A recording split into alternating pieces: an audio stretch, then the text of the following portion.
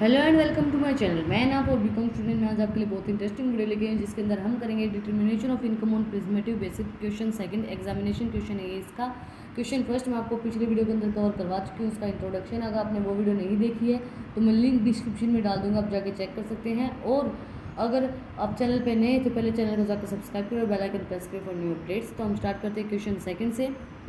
ये एग्जाम के अंदर क्वेश्चन आते हैं वो हैं, briefly explain the provision relating to computing of profit and gain of eligible business section 44 AD। K university और डी यूनिवर्सिटी के अंदर ये क्वेश्चन पूछा गया है। Section 44 AD is applicable only for the following condition. Section 44 AD in following condition के ऊपर depend होता है। द टैक्स पेयर में भी जो टैक्स पेयर है या तो वो एक इंडिविजुअल हो या फिर हिंदू अनडिवाइडेड फैमिली से हो या फिर AOP हो या फिर BOI हो फ्रॉम या फिर कोई फर्म हो या फिर कोई कंपनी हो या फिर कोई cooperate society any other person for the LLP firms. Tax payer engaged in any business except the business referred section 44 AE। The income from such business shall be presumed to be 6% of total turnover or gross receipt which is received by any accounts pay check in any amount pay bank draft using electronic clearing systems through a bank during the previous year or before the due date of the finishing the return of income section 139 subsection 1 in respect of the previous year। जो income जो है, जो turnover आता है वो 6% होना चाहिए total turnover आपका ग्रोस रिसिप्ट के अंदर से जो आपको रिसीव हुआ है। जितना भी आपको बैंक से जितना भी आपको प्रीवियस ईयर के अंदर मिला है फिनिश्ड रिटर्न जो आपको मिला है वो रिस्पेक्ट ऑफ प्रीवियस ईयर के रिस्पेक्ट में होना चाहिए। 6% of total turnover gross receipt आपकी होनी चाहिए, आपको रिसीव होना चाहिए। इसके बाद नोट जो लिखा है 2020 to 2021 the benefit of 6% presumed in income shall be also applicable on the SSC who receive payment through. वो अप्लीकेबल होगा जिनको पेमेंट रिसीव हुई है प्रिस्क्राइब्ड इलेक्ट्रॉनिक मोड से। अगर आपने पेमेंट दी है प्रिस्क्राइब या फिर डेबिट कार्ड, जैसे कि इसने दे रखा है फॉलोइंग इंक्लूड इलेक्ट्रॉनिक मोड्स क्या क्या हैं। Debit card powered by rupee unaffected payment interface quick response code जो UPI कोड जो हम बोलते हैं QR कोड से हमने स्कैन करके हमने पेमेंट की है। The scheme of computing of income from the eligible business section 44 AD के अंदर आता है। 8% of the gross receipt of the previous year paid for the payable of SSC shall be deemed to be taxable business income. जो gross 8% जो gross profit होगा previous year का वो payable होगा SSC shall be deemed income के अंदर आएगा, taxable होगा बिजनेस के अंदर। Where the SSC is a partnership firm the following amount shall be deductible. अगर जो SSC है वो पार्टनरशिप फर्म के अंदर तो जो फॉलोइंग अमाउंट होगी वो डिडक्टेबल होगी। 8% maintain above. However, an eligible SSC any declare a sum higher than the absorbed sum as an income actually earned from the eligible business interest on capital to partnership 12% for the per annum section 44 section 40 subsection B। salary of working partners allowable under the section 40B। मतलब जो salary allow की है working partners की वो section 44B के अंदर आएगी। दो deductions 30 to 38 shall be allowed. जो भी डिडक्शन होगी 30 to 38 against the presumed income from 44 AD as the it assumes that it shall be also be deduction have be already been allowed. जो deduction होगी वो ऑलरेडी अलाउ की गई है। It maintains the book of accounting as maintain.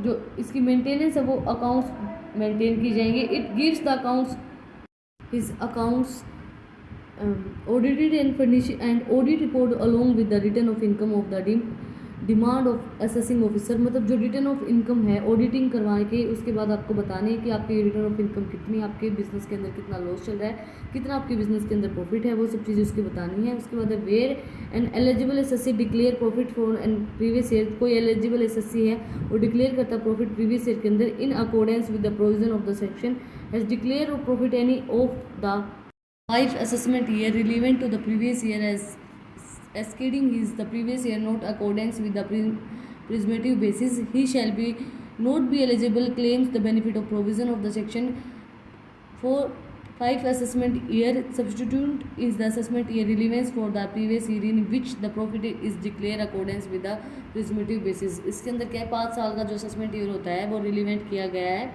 जो accordance वो होगा accordance of प्रिज्मेटिव basis के अकॉर्डेंस। देखो इनकम टैक्स के अंदर मैं आपको ज़्यादा एक्सप्लेनेशन नहीं दे सकती क्योंकि आपको लाइन टू लाइन सेक्शंस वगैरह हर एक चीज़ याद रखनी पड़ेगी क्योंकि ये थ्योरी का सब्जेक्ट नहीं है, जिसके अंदर बस सिर्फ मैं आपको थ्योरी कवर करवा रही हूँ कि किस टाइप की थ्योरी आपको एग्जाम में आ सकती है।